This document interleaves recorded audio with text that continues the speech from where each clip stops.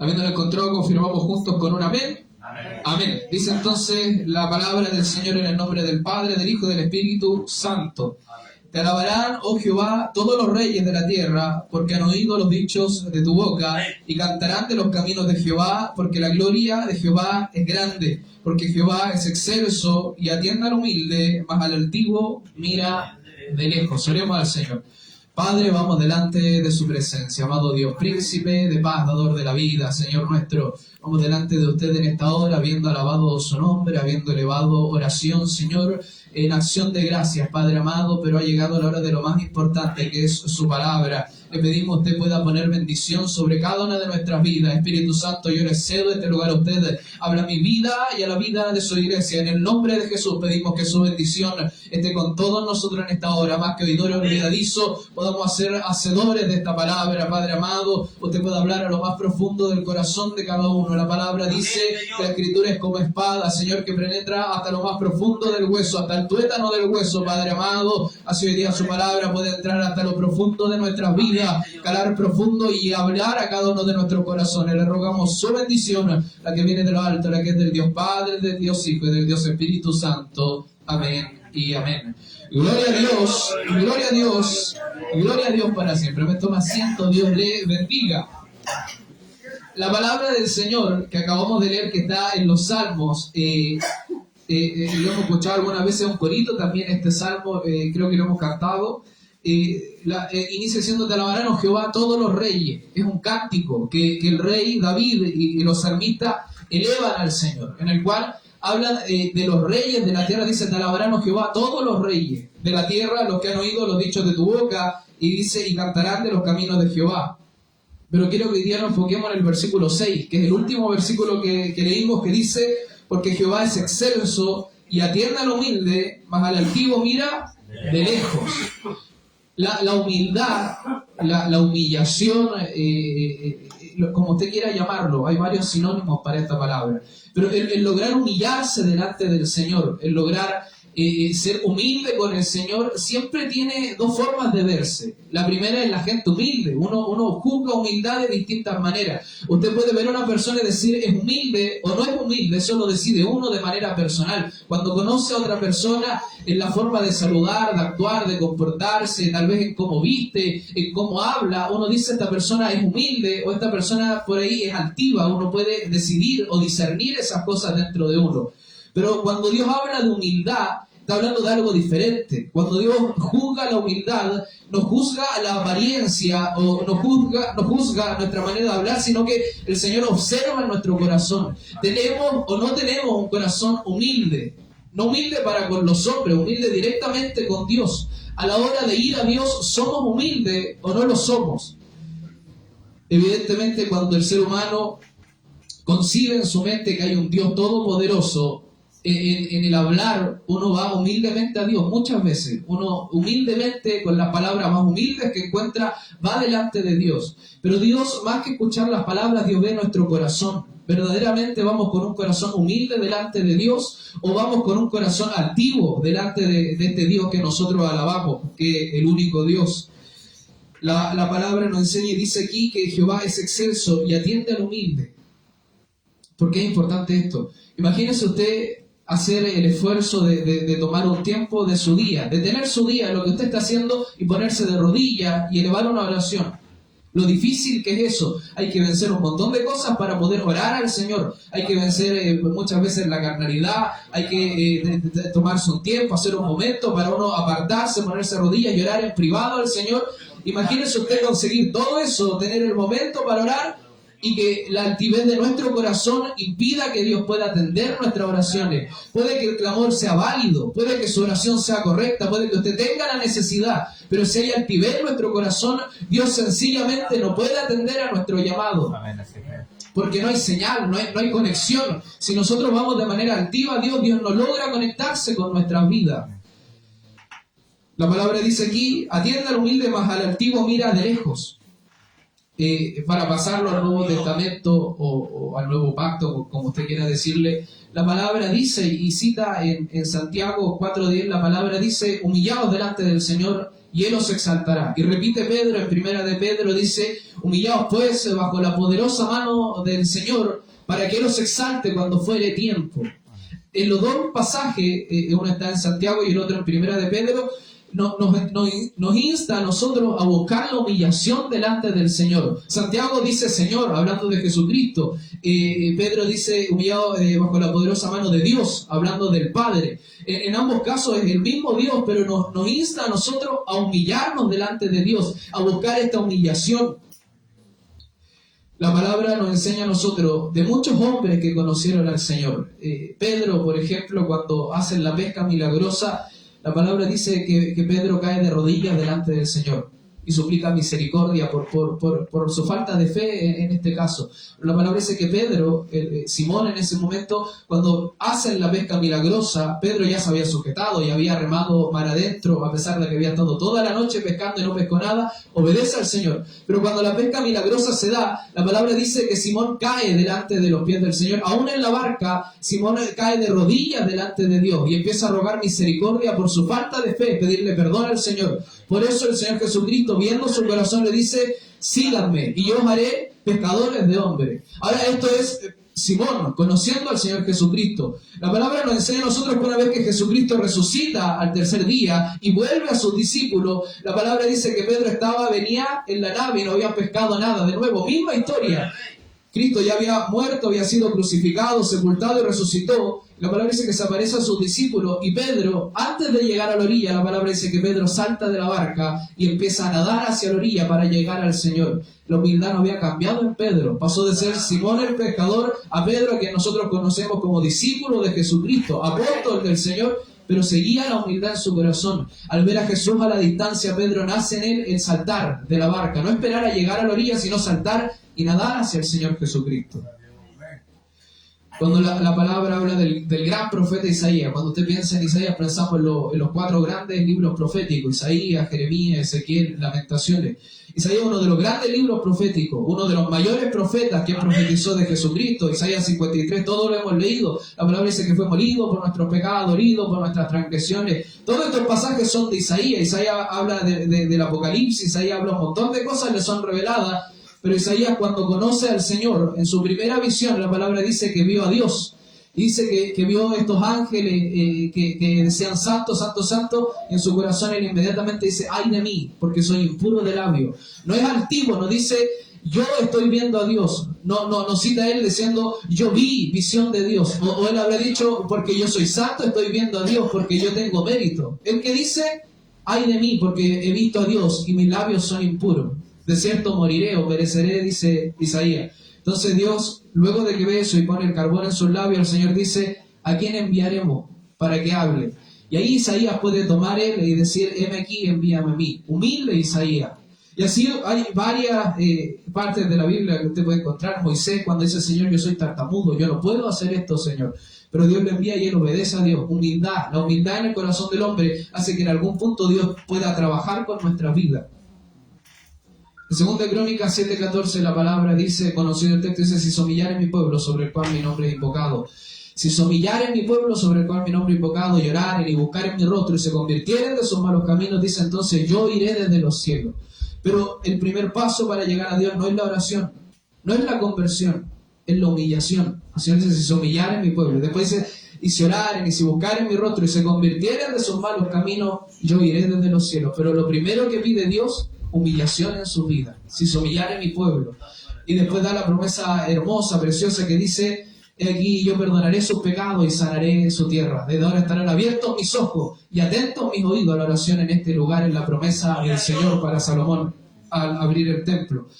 Pero Dios pide primero humillación delante del Señor. ¿Qué es humillación para usted? Es una buena pregunta. ¿Qué considera usted humillarse delante del Señor? Ponerse de rodillas ya es una humillación de por sí para orar, cuando nos ponemos de rodillas. Tal vez llorar delante de Dios en lo privado, en lo secreto, puede ser humillación, puede verse de esa manera.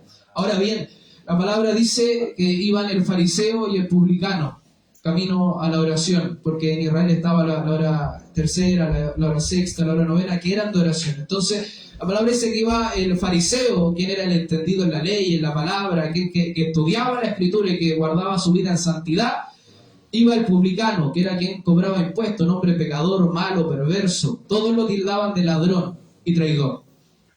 Jesucristo dice que iban los dos caminos a la oración, y el fariseo, alzando la vista y puesto de pie, dice: gracias, Señor, porque yo soy santo y no soy como aquellos hombres malos, ladrones, mentirosos. Y dice la palabra, y dice el Señor, que apuntó a quien que era publicano y dice: gracias porque no soy como este publicano. La pregunta es la siguiente: él da diezmos de todo lo que gana, él guarda toda la ley, él está yendo a orar a la hora que debe orar. ¿Es humilde o no es humilde? ¿Está correcto delante de Dios o no está correcto al ojo humano? La palabra, y como él dice que él da diezmos de todo lo que él gana, dice que él guarda toda la ley, y dice la palabra que él da limosna a todos aquellos que se encuentran en el camino, y a la hora de la oración está orando. ¿Es humilde o no es humilde? Al ojo humano él es humilde, él está a la hora que debe estar, él se guarda en santidad y está en el camino correcto. Pero en un punto de su oración, él deja la humildad a un lado y empieza a dar gracias porque él es perfecto, porque él es santo, porque él es bueno delante de Dios. El Señor hace la comparativa y dice, pasamos al otro lado y dice, el publicano dice: Señor, ten misericordia de mí porque soy pecador. Miren la diferencia de la oración. Gracias, Señor, porque no soy pecador. Gracias, Señor, porque doy diezmo. Gracias, Señor, porque vengo a orar. Gracias, Señor, porque doy limosna. Gracias, Señor, porque guardo la ley. Comparación, publicano: Señor, ten misericordia de mí porque soy pecador. El texto de aquel pasaje en el 18:14 de Lucas dice que aquel hombre se fue justificado antes que el fariseo. El publicano salió justificado de aquella oración. Se puso de rodillas, pidió misericordia, se puso de pie y volvió a su casa justificado delante de Dios. Porque aquel que quiera exaltarse será humillado. Pero el que se humille, y esto es lo precioso, ese será exaltado algún día. Si ya sabemos lo que es humillación, humillarse delante del Señor, ahora pregúntese usted qué es la exaltación que promete el Señor. Mucha gente, y aquí está el error, muchos de nosotros pensamos con exaltación un lugar, que la gente nos respete, nos valore, nos mire, nos observe, nos agradezca, ser exaltado, que nos vaya bien, que triunfemos en la vida, porque me humillé delante de Dios, yo cumplí con mi humillación, ahora debo ser exaltado. Lo correcto no es eso, lo correcto de la exaltación, de la elevación, es que al día en el que Cristo venga nosotros podamos volar al encuentro del Señor. No hay mayor exaltación que algún día el Señor a nosotros, siendo pecadores, nos permita volar a la ciudad celestial, donde la palabra dice que la luz del rostro del Señor iluminará todas las cosas, donde solo los santos por derecho pueden entrar, y nosotros, siendo pecadores, inmundos y justos, por misericordia entraremos en aquella ciudad. ¿Cuál es la gracia divina? Que le vaya bien en la vida o que tenga vida eterna. ¿Cuál es la misericordia de Dios y la exaltación? Que tenga riquezas, posesiones, lugares, autoridad, o que algún día por misericordia pueda entrar en los palacios del Señor. Mire usted la pregunta: ¿cuál será la misericordia de Dios o la exaltación que desea usted en su corazón? Porque ahí también se juzga la humildad. ¿Qué desea usted con el ser exaltado? La palabra de Dios dice que estaba Jesucristo enseñando la palabra y la gente venía al Señor Jesucristo. Esto es evidente, es el mejor predicador que ha habido en la historia. Hoy día hay hombres que saben hablar o son buenos oradores y se juntan miles de personas a escuchar a gente que dan discursos o hablan de política, de ciencia. Hay gente que se reúne, hay congresos anuales. Imagínense ustedes Jesucristo, que es Dios. ¿Quién no iría a escuchar al Señor Jesucristo? Dice que estaba la gente rodeando al Señor y de repente llega un hombre rico, un principal. Ustedes saben esta historia, el joven rico que llega al Señor y dice la palabra que este joven rico corriendo cae de rodillas delante del Señor y dice, hinca la rodilla delante del Señor y le pregunta: Maestro bueno, ¿qué haré yo para heredar la vida eterna? A los humanos esto evidentemente que un rico, un principal se ponga de rodillas, todos nosotros diríamos humilde. Inmediatamente, usted juzgue la historia si quiere, la lee, está en Lucas, si no me equivoco, Lucas 18 también. Si usted, 17, perdón. Usted lee esta historia, se va a dar cuenta que el joven rico se pone de rodillas y dice: Maestro bueno, ¿qué haré yo para heredar la vida eterna? Humilde. El Señor le dice: ¿por qué me llamas bueno si no hay ninguno bueno sobre la tierra, sino solo Dios es bueno? ¿Por qué si el hombre se puso de rodillas? ¿Por qué si el hombre le dijo bueno al Señor? ¿Por qué si el hombre entendió que Jesucristo era el único que tenía la respuesta? ¿Por qué Dios le responde de manera tan brusca? ¿Era humilde realmente o no lo era? A los humanos sí. Al ojo de Jesucristo que escudriña el corazón del hombre, él no era humilde, él quería tener un beneficio. Él que quería heredar la vida eterna, ni más ni menos. Una vez que Jesucristo le diera el secreto, este hombre iba a tomarlo, iba a obedecerlo, pero a Jesucristo nunca más lo iba a ver en la vida. Se iba a alejar del Señor. Siguiente capítulo, la palabra dice que está precisamente el que recoge las limosnas del pueblo. Zaqueo, dice que se sube a un árbol y el Señor lo llama. Él también era rico, también era principal, también tenía dinero. También él se acercó al Señor, pero en él había humildad real.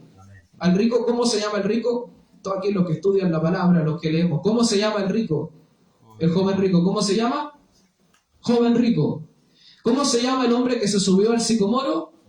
Zaqueo. ¿Por qué lo sabe? Porque Jesucristo lo llamó por el nombre. Mire usted, ¿cómo se llama el joven rico? Joven rico, así lo conocemos en la historia. Pero el hombre perverso, pecador, malo, que se subió al árbol, sabemos el nombre porque ¿quién dijo su nombre? Jesucristo dijo el nombre de él. No se nombró a sí mismo, no se presentó. Jesús lo miró y le dijo: Zaqueo, baja del árbol, porque voy a tu casa a morar contigo. Humildad. El poder maravilloso de la humildad es que Dios mira la humildad del hombre, la humildad real en el corazón del ser humano. Y lo precioso de la humildad es ver el mayor ejemplo de humildad que ha habido en la historia de la humanidad, que está en Filipenses, que es Jesucristo. Que la palabra dice que siendo igual a Dios, no vio el ser igual a Dios como cosa que aferrarse, sino que se despojó de toda su gloria, haciéndose el más humilde de todos los siervos. La palabra dice que Jesús es el verbo. La palabra dice que en el principio era el verbo, y el verbo era con Dios, y el verbo era Dios. O sea, Jesús es Dios, ha sido Dios por toda la eternidad y siempre lo va a hacer. La palabra dice que en el principio creó Dios los cielos y la tierra, y dijo: hagamos al hombre a nuestra imagen y semejanza, hablando de nosotros. O sea, Jesucristo, el Padre y el Espíritu Santo son Dios. Y Jesucristo, siendo el Hijo de Dios, siendo todopoderoso, no vio el ser igual a Dios como cosa que aferrarse, sino que se despojó de toda su gloria y fue reducido al más humilde de todos los siervos, teniendo la muerte más escarnecedora en la historia de la humanidad, teniendo la muerte más humillante de todas. La palabra dice que le desnudaron, le escupieron, le insultaron, le humillaron.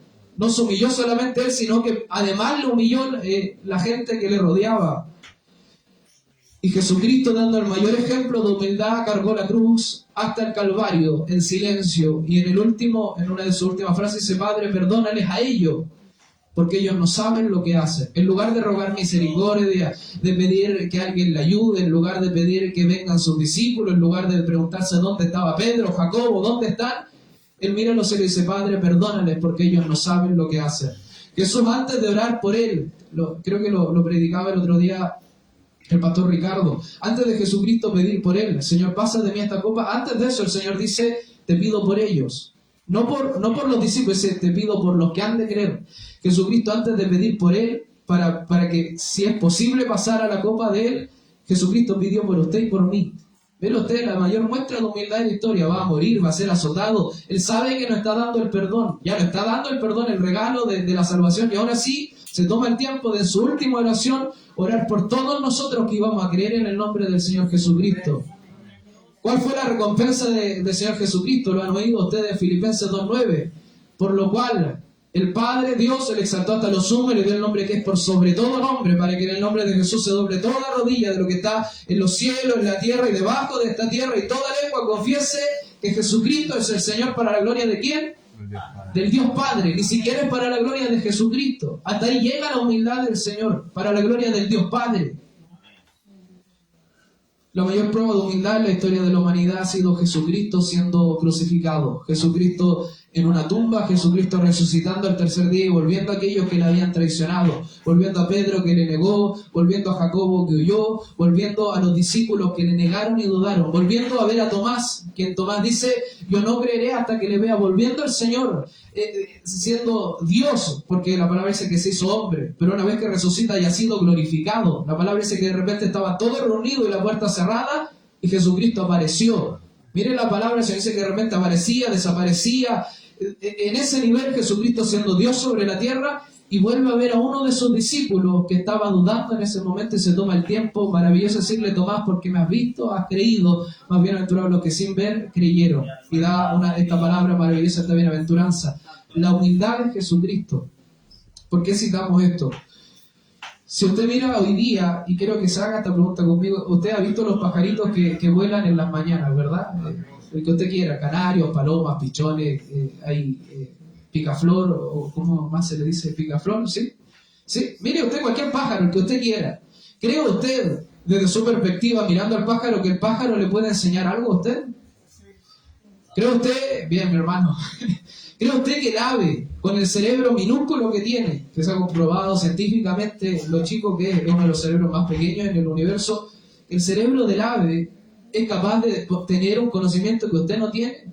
Desde su perspectiva humana, mire usted el pájaro y diga, este pájaro sabe más que yo. ¿Sí o no? Seamos aquí reales. El pájaro sabe algo que yo no sé. El pájaro me va a enseñar matemáticas, por ejemplo. Ya para ser realista. El pájaro hoy día me va a enseñar a sumar.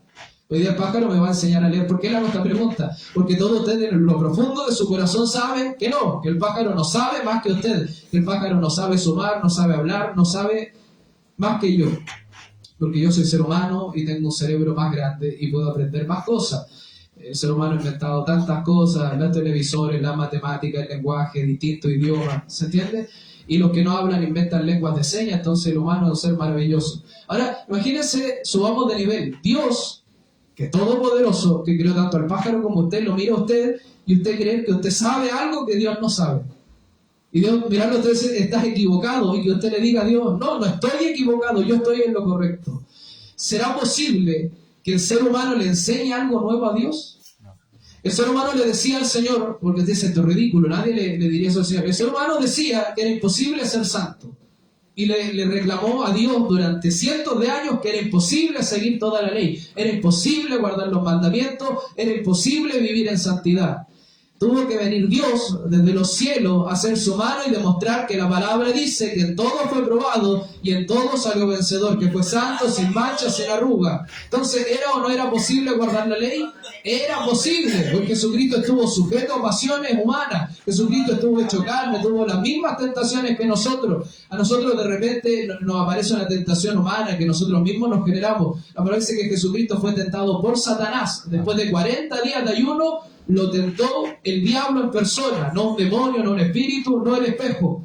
Satanás en persona tentó a Jesucristo y Jesucristo le respondió palabra, y después le dijo, apártate Satanás, y Satanás se tuvo que ir. Entonces, ¿era o no era posible? Era posible guardar la ley. ¿Será o no será posible humillarnos delante del Señor? Es posible, Jesucristo lo demostró. Nosotros tenemos la capacidad que Dios nos ha dado de hoy día ponernos de rodillas, pero más que en lo físico, que nuestro corazón se arrodille delante de Dios, de ir al Señor y entender que somos pecadores, que somos justificados, como decía la palabra el martes, por la pura misericordia de Jesucristo, porque Dios nos miró con amor y misericordia, que si no fuera por Jesucristo en la ecuación, yo hoy día estaría perdido en lo más profundo del infierno. Hay gente que dice yo vengo del mundo, hay gente que viene del submundo y puede predicar la palabra limpia conciencia, porque Jesucristo pagó sus pecados, porque la sangre de Cristo los limpió. ¿Cuál sería la altivez en nuestros corazones al decirle al Señor, no puedo seguir en este evangelio? No soy yo el indicado para caminar. Si Jesucristo le miró a usted y le escogió a usted para que transitara el evangelio. Cuando el Señor miró su vida, mi amado hermano, y la mía, yo me pongo aquí en primera persona, y miró nuestras vidas, cómo estaban. Usted sabrá cómo estaba su vida antes de conocer realmente al Señor Jesucristo. El Señor Jesucristo le escogió a usted para que usted transitara por el camino que trazó el Señor Jesucristo. ¿Sabría o no sabría Dios cómo era? Dios que conoce el corazón del hombre. ¿Sabía o no sabía Dios nuestros pensamientos? ¿Sabía o no sabía el Señor nuestras debilidades? Todo lo sabía el Señor. Entonces, sabiendo todo esto, ¿habrá el Señor puesto su vida preciosa en el Evangelio maravilloso, sabiendo que usted se iba a perder? ¿O sabiendo el Señor que usted puede llegar a la salvación? Evidentemente Dios sabe que nosotros podemos ser salvos, que podemos llegar a la salvación, pero a nosotros nos nace esta cosa altiva de decirle al Señor, no, yo no puedo. Señor, no puedo llegar al final. Señor, no puedo seguir la palabra, no puedo entender la palabra, no puedo yo seguir todo lo que usted dice. Jesucristo lo dejó escrito porque la palabra bien está escrito, dice, Dios no pone más carga sobre vosotros que la que podáis llevar. Dios conoce todas las cosas, Dios sabe si usted hoy día está pasando un momento triste. Algunos viven duelos, otros viven escasez. El pastor hablaba creo que el sábado, la profunda pobreza. Hay momentos y momentos en la vida del hombre. Pero cuando Dios lo llamó a usted, desde antes de que usted naciera, el Señor vio toda su vida. Y esa es la gracia de Dios, que Dios no ve su ayer, su hoy y su mañana. Dios lo ve todo en el momento. Cuando Dios fundó la tierra, la palabra dice, hagamos al hombre a nuestra imagen y semejanza. Y dado por hecho, el Señor tomó polvo de la tierra y formó al hombre perfecto. Dios formó a Adán y dijo Dios, le falta compañía a Adán, formó también a Eva, y no siendo suficiente con esto, dijo procrear, fructificar y por lo tanto tener hijos, y se multiplicaron. Vio Dios que lo que había hecho era bueno, dice la palabra. ¿Cómo después este mismo Dios viene el diluvio en el arca de Noé? Dios dice, me arrepiento de haber creado al hombre. Y Dios manda un diluvio. Todos nosotros conocemos esa historia, seamos o no seamos grandes conocedores de la Biblia, esa historia muy popular, la historia del arca de Noé. Cuando Dios dijo, creó al hombre y dijo, es bueno, Dios sabía lo que iba a pasar con Noé. Dios lo tenía claro. Ahora, Dios pudo haber enviado un diluvio y no avisarle a nadie, todos se mueren y Dios inicia la vida desde cero, porque Dios es Dios y Dios lo puede hacer. Pero Dios decide llamar a Noé y decirle a Noé, construye un arca. ¿Era perfecto Noé? No, porque después de que el arca cae sobre este monte y se seca la tierra, dice la palabra que Noé plantó una viña y aprendió Noé que al tomar los frutos y fermentarlos se generaba alcohol. Entonces, luego tenemos en la Biblia Noé borracho. ¿Era perfecto Noé? No era perfecto. Pero desde la simiente de Noé nacen las tribus de Israel. Tenemos a Abraham, a Isaac, a Jacob, a José, a Moisés, y así tenemos la historia. Todos ellos imperfectos, todos ellos fallaron en algún punto. Moisés, que era el más manso de la historia, golpeó la piedra. Tenemos a José, que también dudó en su momento del Señor.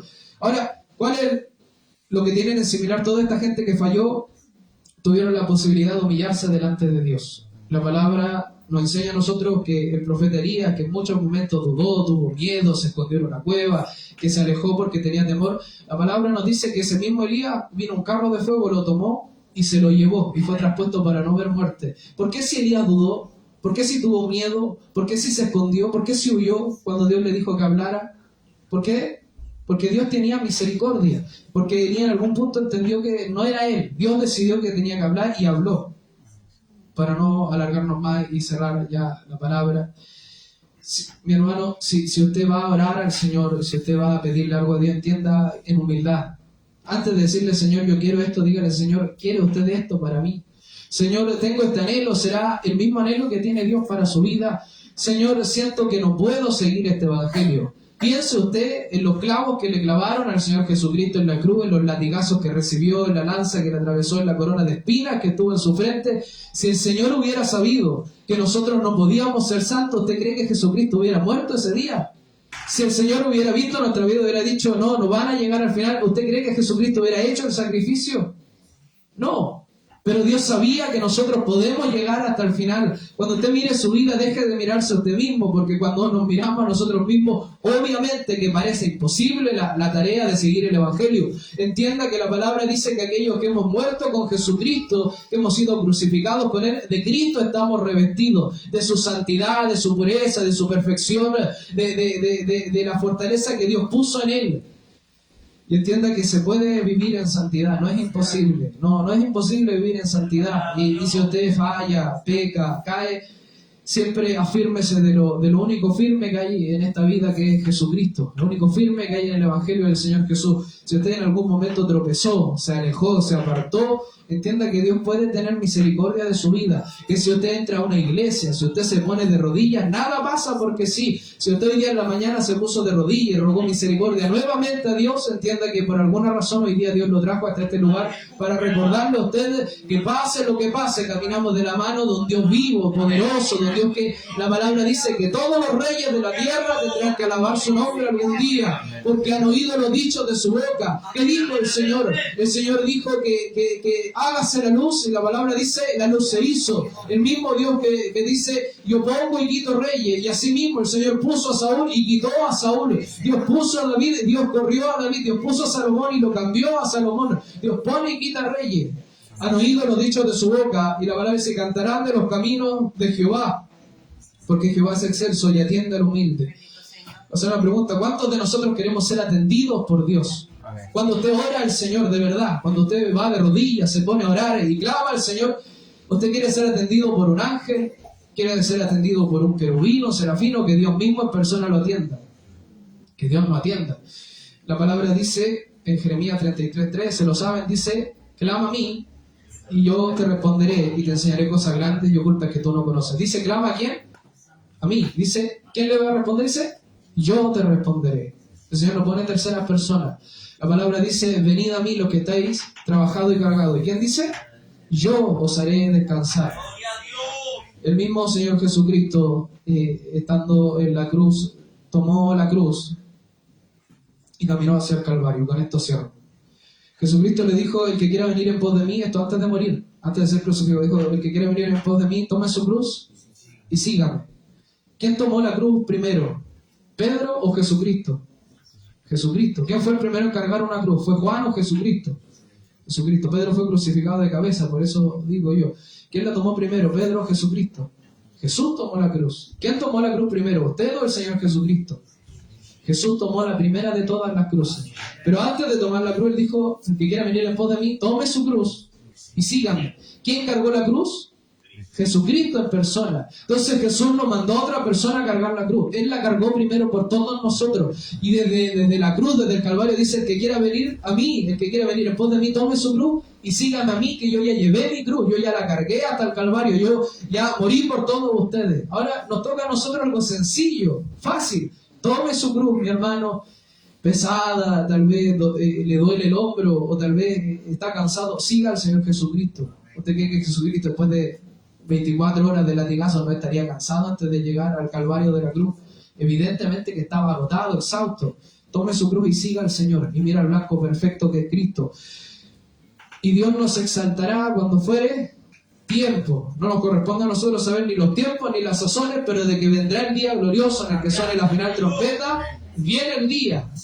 Y ya viene a ser una cosa maravillosa, decía, Cristo viene ya. Cristo viene ya a buscar a nuestras vidas. La trompeta sonará, los cielos se abrirán, los muertos en Cristo resucitarán primero, y nosotros, los que vivimos, los que hayamos quedado, volaremos al encuentro del Dios Todopoderoso, de aquel que nos salvó. Póngase en pie, mi hermano, vamos a orar en esta hora, vamos a pedirles la bendición al Señor sobre esta palabra, esperando haya sido de bendición para toda su vida. Cerramos nuestro ojo y oremos al Señor. Padre, vamos delante de su presencia.